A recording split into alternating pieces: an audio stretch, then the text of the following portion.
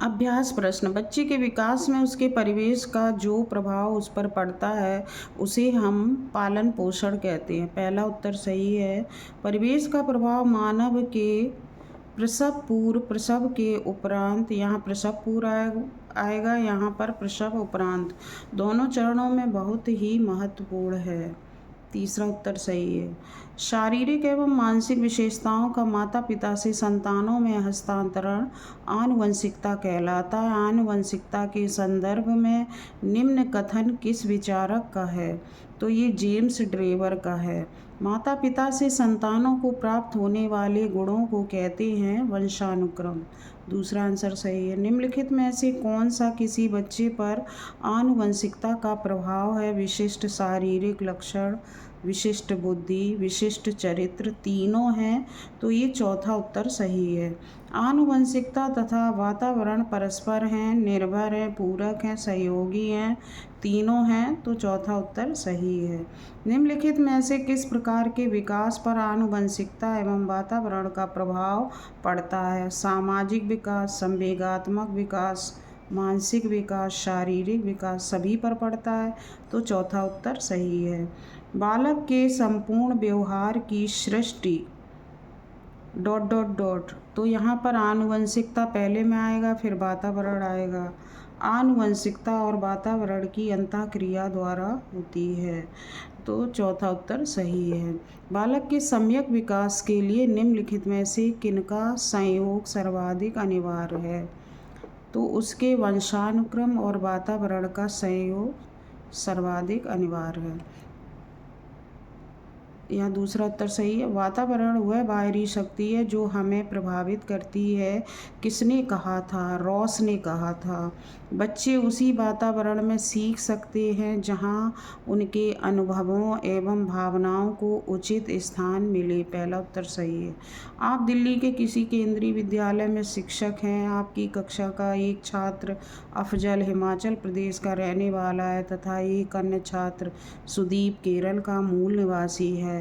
आप दोनों के रंग, रूप, स्वभाव आदि में काफ़ी विभिन्नताएं देखते हैं।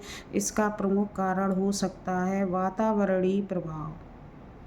बच्चे की आनुवंशिकता द्वारा निर्धारित सीमाओं के अंदर सर्वोत्तम संभावित विकास के लिए एक शिक्षक को क्या करना चाहिए?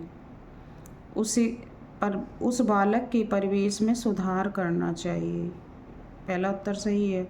प्रत्येक छात्र स्वयं में विभिन्न है। इस तथ्य का प्रमुख कारण क्या है? भौतिक वातावरण, सामाजिक वातावरण, वंशानुक्रम, तीनों सही हैं, चौथा उत्तर सही है।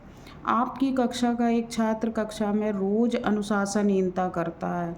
आप इस समस्या के समाधान हेतु निम्न में से क्या उपाय अपनाएंगे? उसके वंशानुक्रम तथा वातावरण का पता लगाकर उसका सही दिशा में मार्गदर्शन करेंगे। यही बेस्ट उत्तर है, पहला सही।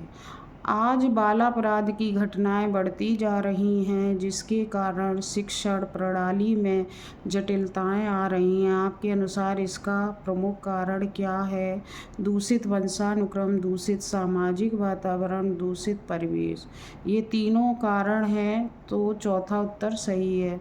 निम्न में से कौन से वातावरण संबंधी कारक हैं जिससे बालकों के विकास में उसके परिवेश अर्थात परिवार, समाज तथा पास पड़ोस की महत्वपूर्ण भूमिका होती है?